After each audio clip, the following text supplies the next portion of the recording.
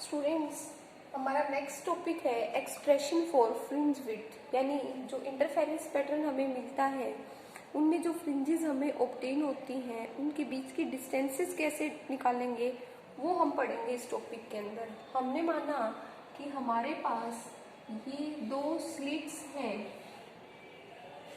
और इन दोनों के बीच का डिस्टेंस कितना है, स्मॉल डी। दो स्लिट्स ले ली हमने और उनको रिप्रेजेंट कर दिया ए और बी से, और उन दोनों के बीच की डिस्टेंस ले ली स्मॉल डी। ये स्क्रीन है हमारी जो कि इन स्लिट्स से कितनी डिस्टेंस पे रखी है, कैपिटल डी डिस्टेंस पे। तो कैपिटल डी क्या है, distance between the screen and slits. और हमने माना कि इन दोनों स्लिट्स के बीच में जो डिस्टेंस डी है वो क्या है, सेंटर है इस डिस्टेंस का, और इसको हमने क्या किया, इस लाइन के साथ ज्वाइन करवा दिया।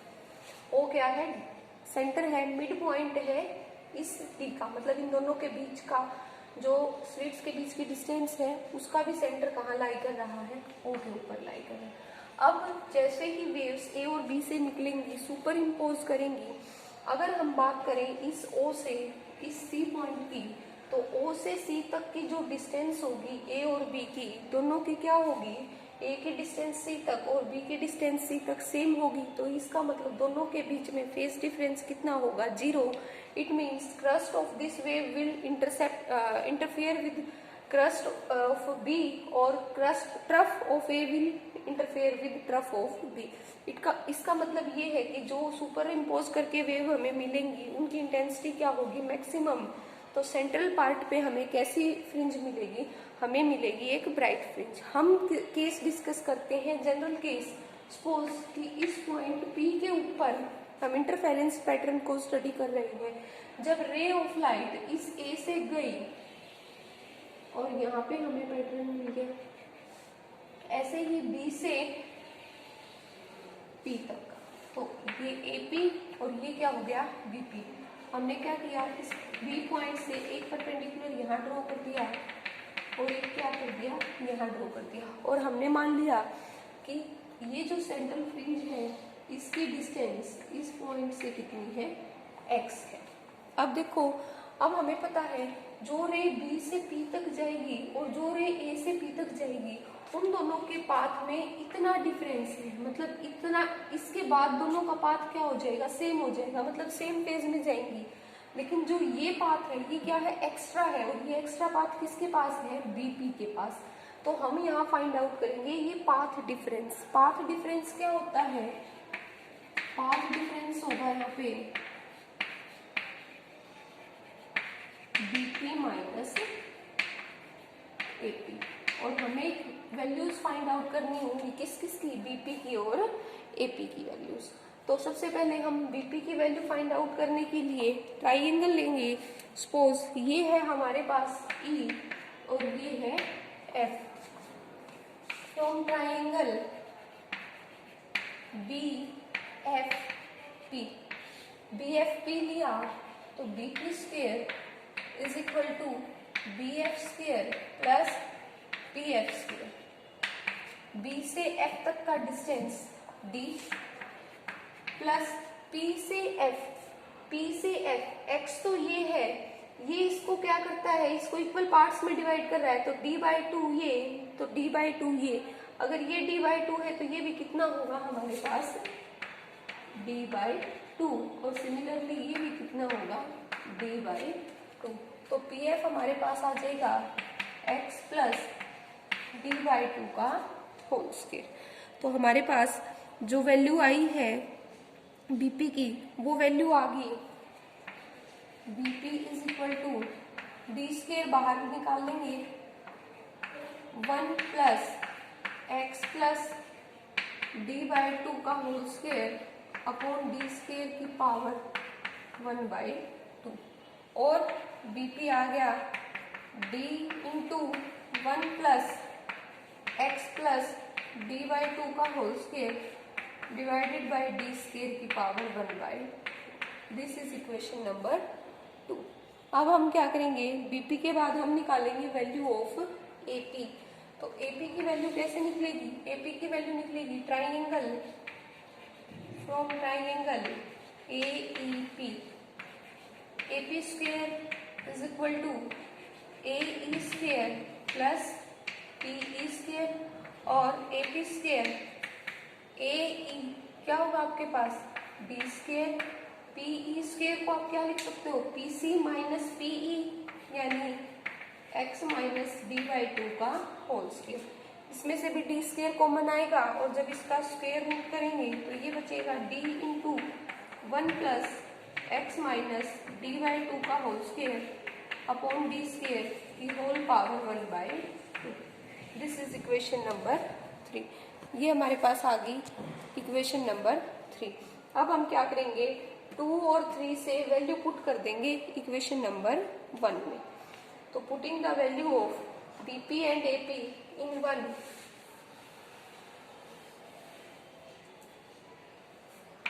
फ्रॉम 1, 2 एंड 3, पाथ डिफरेंस क्या आएगा आपके पास? BP minus AP, that is D common 1 plus binomial का यूज कर दें तो 1/2 x प्लस d/2 का whole square upon d square. ऐसे ही minus d 1 plus 1/2 x minus d/2 का whole square upon d square. अब क्या करेंगे आगे? d कॉमन ले लिया इनमें से, जैसे ही d कॉमन लेंगे तो ये आएगा 1 प्लस 1/2 d स्क्वायर। इसको लिखेंगे हम x square plus d square by 4 plus xd और माइनस 1/2 d स्क्वायर। इसको जब ओपन करेंगे तो x square plus d square by 4 minus x into D. अब पूरे को ओपन करें तो 1 से 1 cancel, d upon 2d square बाहर, x square plus d square by 4 plus xd minus x square minus d square by 4 plus xd। इससे ये cancel, इससे ये कैंसिल, हमारे पास बच गया 2xd upon 2d, that is xd upon d। This is equation number 4। तो हमारे पास fourth equation जो आएगी वो आएगी xd upon d, equation number 4। अब हमें पता है ये इक्वेशन तो आ गई हमारे पास xd अपॉन d। अब या तो इस पॉइंट के ऊपर वेव्स कंस्ट्रक्टिवली मिलेंगी या हमें डिस्ट्रक्टिवली मिलेंगी। तो हम दोनों का जो पाथ डिफरेंस की हमने कंडीशन निकाली थी, इस कंडीशन को उनके साथ कंपेयर कर लेते हैं। तो क्या थी कंडीशन? अगर हम माने कि पॉइंट P पे हमारा कैसा इंटरफेरेंस हो रहा है? कंस्ट्रक्टिव इंटरफेरेंस हो रहा है। फॉर कंस्ट्रक्टिव इंटरफेरेंस के लिए पाथ डिफरेंस क्या आया था हमारे पास? कंडीशन आई थी n लैम्डा के इक्वल। Suppose this is equation number 5। So from 4 and 5 और फोर्थ में क्या है हमारा? पाथ डिफरेंस है BP माइनस AP। तो xd upon d is equal to n lambda. तो x की वैल्यू आ गई n lambda d by d। मतलब कि सेंटर से, सेंट्रल फ्रिंज से जो हमें P पॉइंट पे फ्रिंज मिलेगी वो कितनी आएगी?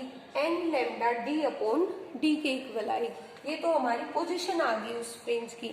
लेकिन हमें क्या निकालना है? हमें फाइंड आउट करना है द फ्रिंज विड्थ। क्या होती है fringe width?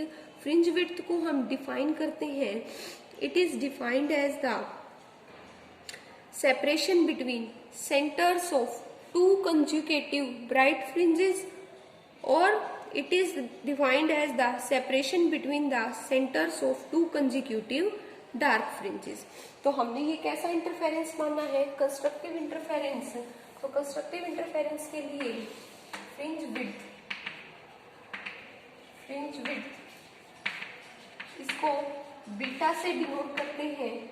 It is defined as, it is the separation between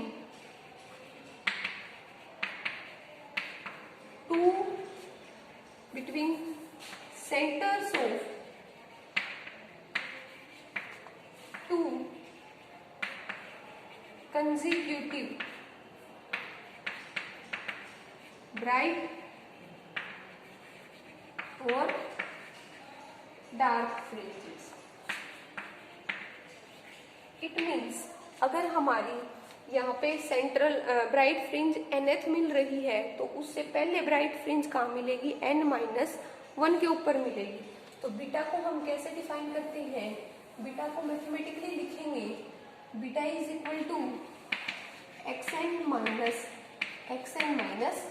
भाई अगर मान लो ये फर्स्ट है, सेकंड पे डार्क, थर्ड पे ब्राइट, फोर्थ पे डार्क और फिफ्थ पे ब्राइट, तो फिफ्थ और थर्ड यानी वो तो कंजिक्यूटिव होगी ना एक दूसरे के, बीच में डार्क आई है, तो xn-1 n की जगह वैल्यूज पुट करो, n lambda d upon d, यहाँ पे n-1 है तो ये हो जाएगा n-1 lambda d upon d।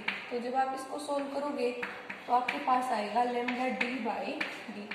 It means कि जो फ्रिंज विड्थ है वो किस किस के ऊपर डिपेंड करती है, वेवलेंथ ऑफ लाइट के ऊपर, separation between the slits and screen and the separation between the two slits. ऐसे ही अगर हम फ्रिंज विड्थ निकालें फॉर डिस्ट्रक्टिव इंटरफेरेंस, नेक्स्ट है for destructive interference, destructive interference के लिए हमारा जो पाथ डिफरेंस आया था वो आया था 2n-1 लैम्डा बाई 2। यहाँ पे 2n+1 भी ले लेते हैं। जब 2n+1 लिया जाएगा तो आप n की वैल्यू 0 से स्टार्ट करेंगे, और जब 2n-1 लेंगे तो उस केस में आप n की वैल्यू कहाँ से स्टार्ट करेंगे, 1 से स्टार्ट करेंगे।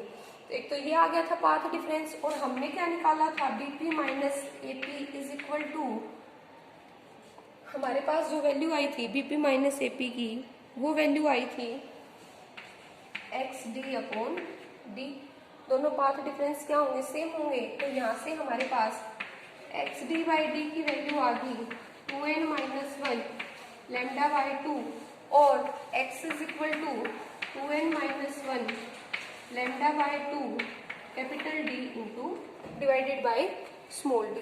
अब सेम अगर हम डिस्ट्रक्टिव इंटरफेरेंस के लिए फ्रिंज विड्थ निकालना चाहें तो वो कैसे निकलेगी, सपोज हम उसको किसी दूसरे फैक्टर से डिनोट कर देते हैं बीटा डैश, तो वो भी कंजिक्यूटिव के बीच का ही डिफरेंस होगा।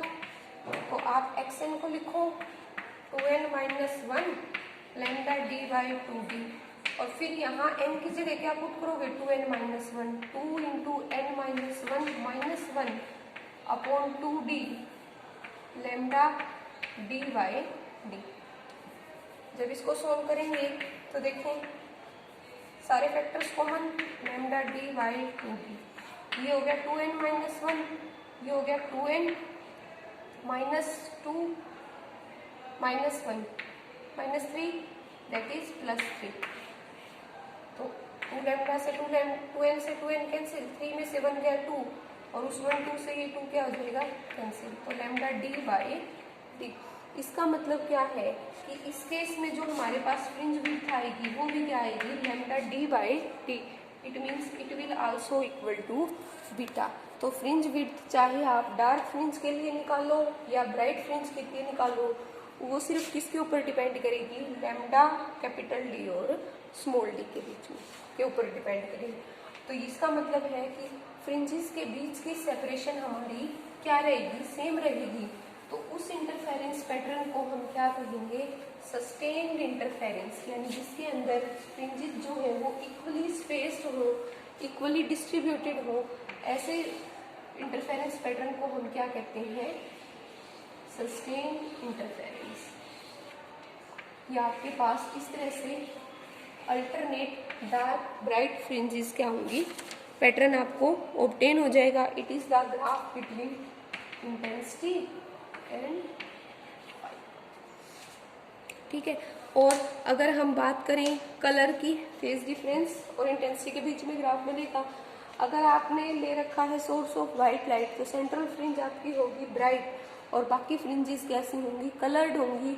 और वो कलर किसके ऊपर डिपेंड करेगा, लैम्डा के ऊपर, क्योंकि अलग अलग कलर की वेवलेंथ क्या होती है आपके पास, अलग अलग होती है। नेक्स्ट टॉपिक है हमारे पास फ्रिंज शिफ्ट। स्टार्टिंग में हमने कहा था कि अगर हमारे पास दो सोर्सेज हैं, कोवेलेंट सोर्सेज S1 और S2, उनसे जो हमारे पास पैटर्न मिल रहा है वो पैटर्न हमें इस तरह का मिलता है। लेकिन अगर हम ये कहें कि अगर इनमें से किसी एक के बीच में भी, मान लिया सोर्स S1 या S2 के बीच में कोई भी मटेरियल इंट्रोड्यूस करवा दें, कोई ऐसी शीट जिसका रिफ्लेक्टिव इंडेक्स क्या हो, म्यू, तो फ्रिंज शिफ्ट मतलब फ्रिंजेस की पोजीशन पे क्या इफेक्ट आएगा। मान लिया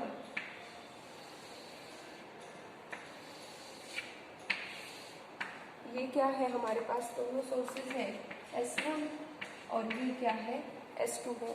हमने क्या किया, S1 के पाथ में एक शीट इंट्रोड्यूस करवा दी और जिसका रिफ्रैक्टिव इंडेक्स कितना है, म्यू है, और T क्या है, उसकी थिकनेस है,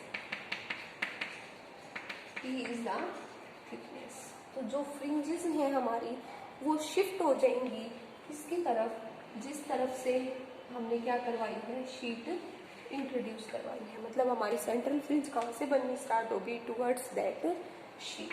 कैसे, जब हमने कोई भी शीट इंट्रोड्यूस नहीं करवा रखी थी तो उस केस में हमारे पास जो पोजीशन थी फ्रिंज की, उसके लिए इक्वेशन थी y is equal to d/d into delta x, यानी पाथ डिफरेंस जो आया था वो इस तरह से आया था हमारा। लेकिन जैसे ही हमने इसको शिफ्ट कर दिया तो इसकी थिकनेस इंट्रोड्यूस होने के बाद ये डेल्टा x ना रह के क्या हो जाएगा हमारे पास, y dash is equal to d/d delta x plus mu minus 1 into T.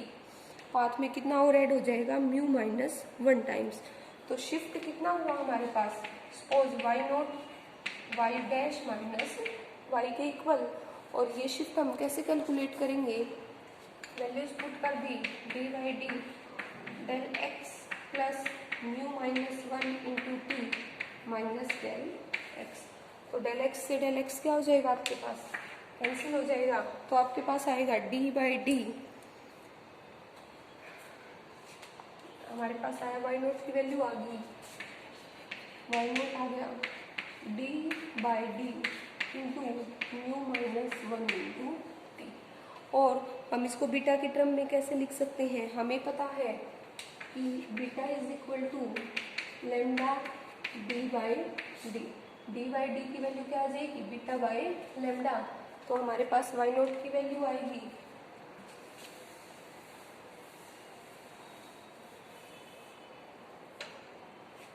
y nought is equal to beta by lambda into mu minus 1 into. तो फ्रिंज क्या हो जाएगी आपकी, शिफ्ट होगी, और किसकी साइड शिफ्ट होगी, जिस साइड आपने शीट क्या की है, इंट्रोड्यूस की।